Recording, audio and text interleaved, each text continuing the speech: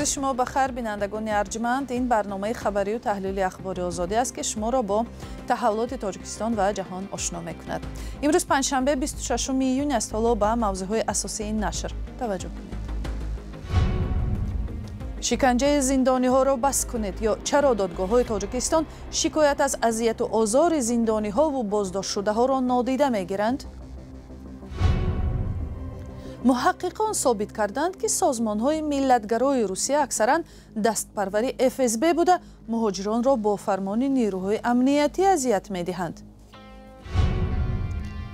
بر پایه موافقت روسیه 297 میلیون دلار قرض تاجیکستان از نیروگاه سنگتوده یک را می‌بخشد. در مقابل این نیروگاه آب و برق تا سال 2048 در اختیار مسکو خواهد بود. گروهی از سازمان‌های حامی حقوق از آسیای مرکزی از جمله تاجیکستان امروز با نشر یک مراجعتنامه مشترک از حکومت‌های منطقه خواستند برای محو شکنجه و بدرفتاری با زندانیان و بازداشت شدگان چاره‌های فوری بیاندیشند. در این بیانیه که به مناسبت روز بین المللی حمایت از جبر دیدگان شکنجه نشر شده است، ائتلاف سازمان‌های غیر حکومتی ضد شکنجه در تاجیکستان امضا گذاشته است. همکارم طاهری سفر این بیانیه را خلاصه کرد و قبل از برنامه از او اول درباره جزئیات مراجعتنامه پرسیدم. در مراجعتنامه که سازمان همکاری بین المللی برای حقوق بشر نشر کرد آمده است اگرچه سالهای اخیر در قانون‌های کشورهای منطقه تغییرات مثبت برای حمایت از شکنجه و بدرفتاری وارد کردند، اما این ظهورات همچنان یک مشکل جدی باقی مانده است. افرادی بازداشت شده به خصوص آنهایی که با انگیزه‌های سیاسی پرونده دارند تحت خطر بیشتری شکنجه و بدرفتاری هستند. وضع اضطراب‌انگیز از آن سبب بدتر می شود که عاملان این جنایت‌ها از مقامات انتظامی بی‌جزا می‌مانند، نظارت مستقل نیست و فشار پیوسته و جبردیدگان و حامیان حقوق بسیاری از آنها را از دسترسی به محاکمه‌های عادلانه محروم می‌کند. در مراجعتنامه آمده است سازمان‌های حامی حقوق که برای محو شکنجه در منطقه کار می‌کنند تا رفت به مشکلات بیشتر دچار می‌آیند. تنگ شدن فضا برای جامعه شهروندی، سست‌تر شدن مستقلیت نظام دادگاهی، مانع‌گذاری‌های جدی در کار مطبوعات از جمله این مشکلات نامبر شدند. در بسیاری از کشورهای منطقه قانون درباره ماموران خارجی را پیشنهاد می‌کنند که سال 2024 در قرقیزستان قبول شد و سازمان‌های غیر حکومتی را مأمور یا گماشته خارجی نامیده خطری از بین رفتن آنها را به وجود آورده است. به قول مؤلفان مراجعتنامه این گونه تشبس‌ها سبب تنگ‌تر شدن فضا برای فعالیت جامعه مدنی می‌شوند و تلاش‌ها برای از بین بردن شکنجه و بدرفتاری با زندانیان و بازداشت شدگان را زیر خطر می‌گذارند. در این مراجعتنامه آنگونه که دیدم درباره وضع خود تاجیکستان در علاهیدگی هم گفتند. نکات اصلی آن چی است؟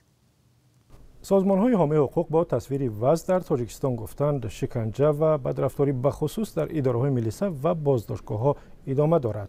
افراد گمانبر در جنایت از ترس که احوالشان بدتر و حکم دادگاه سخت‌تر می‌شود از بدرفتاری ماموران ملیسا یا مفتشان به کسی شکایت نمی‌کنند.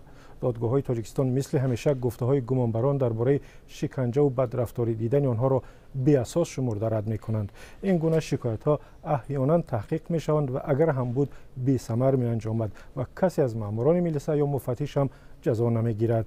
و گفته مؤلفان مراجعتنامه بسیار کم شده است که کسی را برای شکنجه و بدرفتاری با بازداشت شده یا زندانی در تاجیکستان جزا داده باشند. ائتلاف سازمان‌های ضد شکنجه سال 2024 در تاجیکستان 17 شکایت از شکنجه و بدرفتاری از جمله از یک زن، 4 کودک و 12 مرد را ثبت کرده است. سازمان‌های حامی حقوق در گذشته گفتند که در تاجیکستان مقامات انتظامی برای حاصل کردن اعتراف از گمانبر او را سخت لط و کوب می‌کنند و نیروی برق می‌مانند، تحقیر می‌کنند و هر نوع که خواست او را پس می‌زنند و بعضی هم تاب نمی‌آورند و گناهی را که نکردند و گردن می‌گیرند و پس پنجره می‌روند. تشکر. همکارم طاهری سفر بود با خلاصه های مراجعتنامه حامیان حقوق برای محو شکنجه و بدرفتاری با زندانیان در تاجیکستان. سلام، اگر خط و خبر می‌خواهید ما داریم. نوید بامدادی، سرخط خبرها، اخبار تاجیکستان و جهان، گزارش‌ها و تحلیل‌ها. چی می‌گذرد و چرا؟ دانستن فهمیدن است. ضمیمه یا اپ ما را بگیرید. سازمان گویا خودجوش روسکا ابشینا با سپارش خدمات امنیت فدرالی روسیه یا FSB مهاجران را اذیت میکند. سازمان مدوزا در یک تحقیقاتش رابطه های تنگاتنگ میان ملتگراهای اشدی با خدمات ویژه روسیه را آشکار کرده است. تلویزیون نسته شوریم مهمترین بخش‌های این تحقیق را خلاصه نمود و آن را همکارم شهلا عبدالله تقدیم میکند. نوسیبیرسک سازمانی به نام روسکا ابشینا به مهاجران در یک محله این شهر حمله کرد. مردان و زنان را قطار مانده به هیچ دلیل آنها را افراد غیر قانونی نامید. خادمان پلیس برای بازداشت شهروندان آسیای مرکزی کمک میکنند. چنین همکاری پلیس و ملتگراها یک عادت شده است. بخش‌های روسکا ابشینا تقریبا در هر یک منطقه روسیه وجود دارند و شیوه کارشان هم همیشه زورآوری و خشونت است. معلوم نیست به روسکا ابشینا کی چنین حق را داده است، ولی مقامات از همه گونه حمله‌هایش بالای مهاجران چشم می‌پوشند. این را در صحبت با مدوزا مقامداران روس هم تصدیق کردند. یک معاون والی گفت اعضای روسکا ابشینا با آنها اطاعت نمی‌کنند. برای حمایت ما مردم ملکی جوانان حزب را نمی‌فرستند. این کاری قدرتی‌ها است، ولی اعضای روسکا ابشینا در منطقه‌های ما هستند و آنها همه معلومات درباره آنهایی که خلافکاری می‌کنند دسترسی دارند. معلوم است که خادمان قدرتی این معلومات را در اختیار آنها می‌گذارند. در موضوع مهاجرت یا قفقاز همیشه یک تنش وجود دارد. قدرتی‌ها نه همیشه می‌خواهند که به این موضوعها دخالت کنند، چون باید پرونده باز کرده وکیل دعوت کنند، جنجال در پی دارد. در این صورت مردان زورگو می‌آیند و می‌گویند تو حق نیستی، در اینجا چنین رفتار کردن ممکن نیست، عذرخواهی کن، تمام مسئله بسته می‌شود. کاری روسکا ابشینا تنها با ریدهای ضد مهاجران محدود نمی‌شود. با بهانه مبارزه با افراد غیرقانونی آنها ساکنان آسیای مرکزی را ترور می‌کنند، حتی اگر سندهای آنها بی‌عیب باشند. عادتاً به ماجراهای معیشی با اشتراک خارجی‌ها حتما دخالت می‌کنند. برای گناهکار کردن مهاجران اثبات یا تحقیق لازم نیست، یک شکایت لفظی بس است. مدوزا در تحقیقات نظر یک مقامی نزدیک به پرزیدنت را نشر کرده است که میگوید روسکا ابشینا تحت سرپرستی FSB کار می‌کند و سپارش‌های خدمات ویژه را اجرا می‌کند. موضوع مهاجران و کمشماران ملی دو پهلو دارد. خوبش این است که این تدبیرها از بخش دوستی خلق‌ها است. پهلوی بعدش این که ماجراهای بین ملت‌ها عادتاً با زنی و کشتار به همراه است. این ساحه نیازهای قدرتی است. مقامداران ملکی تنها بر پایه سپارش‌های مستقیم دخالت می‌کنند، ولی نتیجهش کم است. ناراضی‌ها همیشه هستند. ملتگراها رابطه‌های دوستانه‌شان را با خدمات ویژه پنهان نمی‌کنند. سال 2024 عضو گروه روسکا ابشینا در یاروسلاول پاول امельницкий در صحبت با BBC آشکار گفت که همه حمله‌هایشان بالای مهاجران را با FSB و کمیته تفتیشات هماهنگ می‌کنند.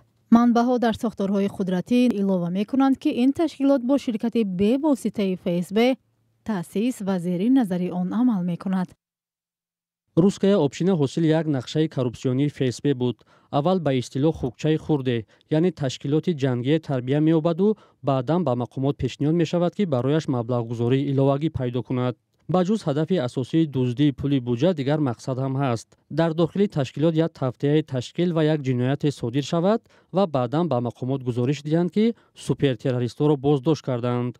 منبع‌ها تصدیق می‌کنند که به ملتگراها اکنون کلیسای ارتدوکس روسیه هم تأثیر جدی دارد.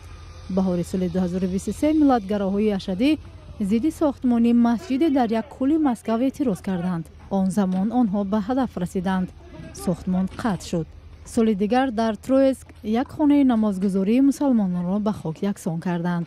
سال 2025 در کاتلنیک جامعه مسلمانان بسته شد. در کرمل عین زمان نمی‌خواهند که اعضای این سازمان زیاد خود نمایی کنند، شاید هم تنها در حال حاضر. پارلمان تاجیکستان تغییری را در سازشنامه تاجیکستان و روسیه بر سر نیروگاه برق آبی سنگتوده یک پشتیبانی نمود. بر پایه آن قرض برق تاجیک از سنگتوده یک در عوض تمدید مهلت استفاده این نیروگاه از سوی روسیه بخشیده می شود. قبلا رهبران بخش انرژی تاجیکستان بارها نگرانی کرده بودند که روس‌ها برق استحصال شده در سنگتوده یک را به آنها گران می فروشند و آنها به اهالی ارزانتر می دهند. در طرح نو امتیاز در نرخنامه برق و عهده‌داری‌های تاجیکستان در пардохти пули он ҳам зикр шудааст. чунин дигаргониҳо бештар ба нафъи кадом кишваранд ва дар ниҳоят оё ин тағйирот метавонад вазъи дастрасӣ ба нерӯи барқро дар Тоҷикистон беҳтар кунад? тафсилот дар гузориши ҳамкоронам Алишер Зарифӣ ва Амир Исоев. бар асоси тағйири созишнома миёни Душанбе ва Москав, нерӯгоҳи Сангтуда-1 дар чанд соли оянда $297 миллион қарзи барқи тоҷикро мебахшад. ҳамчунин дар назар аст арзиши барқи ин нерӯгоҳ ки бештар аз 30 дирам ё 3 сенти амрикоӣ буд 2,1 маротиба арзон мегардад, вале танҳо барои 8 соли оянда. дар ивази ин сабукиҳо муҳлати истифодаи нерӯгоҳ аз сӯи Русия 15 соли дигар то соли 2048 дароз карда мешавад. қабули тағйирот ба ин созишнома рӯзи 16 июн дар парлумони Тоҷикистон сурат гирифт, вале на ҷониби Тоҷикистон ва на ҷониби Русия ҷузъиёти онро шарҳ намедиҳанд. рӯзи 25 июн дар Вазорати энержияи Тоҷикистон дар суҳбати бидуни микрофон ба Радиои Озодӣ гуфтанд ки дар созишнома ӯҳдадориҳои Тоҷикистон барои пардохти саривақтии пули барқ бештар шудааст. дар ин ниҳод ҳамсуҳбати мо таъкид намуд ки ҷониби Русия аз тамдиди муҳлати истифодаи нерӯгоҳи Сангтуда-1 ва пардохти саривақтии маблағи барқ аз сӯи Тоҷикистон ҳавасманд аст. абдулло ашуров рӯзноманигор ва коршиноси масъалаҳои иқтисодӣ бар ин назар аст ки созишнома миёни Тоҷикистону Русия дар мавриди истифодаи нерӯгоҳи Сангтуда-1 аз оғоз чандон ба нафъи Тоҷикистон набуд. дар аввал гуфта мешуд ки масалан саҳми Тоҷикистон 30% бояд бошад, саҳми Русия 70%, вале баъдан ин ҳам тавре шуд ки саҳми Русия 75 шуд ва аз Тоҷикистон 25% ва нархи нерӯи барқ ҳам дар онҷо хеле гарон буд, яъне имтиёзҳои бештар ба ҷониби Русия дода шуда буд ва ҳамин гуна нуктаҳо хеле зиёд буданд ва агар ҳоло пас аз гуфтугӯҳои зиёд, агар баҳсу баррасиҳои зиёд, агар ин созишнома бозбинӣ шуда бошаду каме ҳам манфиати ҷониби Тоҷикистон ба инобат гирифта шуда бошад, хуб аст. дар парлумон ва Вазорати энержияи кишвар ҳадафи ин тағйиротҳоро беҳбудии вазъи барқи тоҷик номиданд, вале бо пешниҳоди ҳар гуна сабукиҳо беҳтар намудани вазъи молии ин ширкат зери суол аст.